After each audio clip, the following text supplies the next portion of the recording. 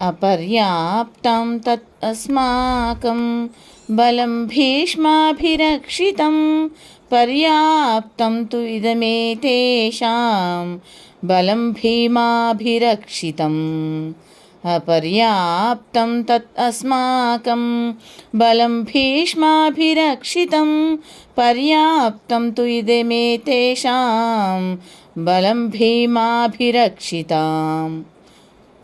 ఆచార్య, మన సేనలో వీరుల సంఖ్య తక్కువ, పాండవులలో బోలెడంతమంది ఉన్నారు కనుక భీష్ముడు మన సేనను రక్షిస్తున్నా పాండవులను జయించుటకు చాలదనిపించుచున్నది.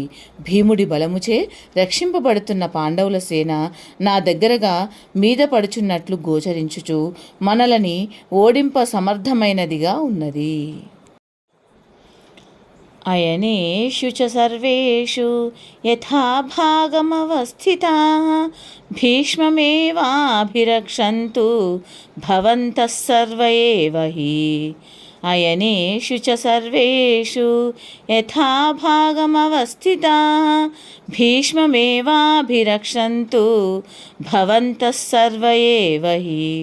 గురువర్య, భీష్ముడు పాండవసేనను మాత్రమే చంపును, పాండవులను చంపడు కనుక పాండవులు భీష్ముని హింసించ ప్రయత్నింతురు.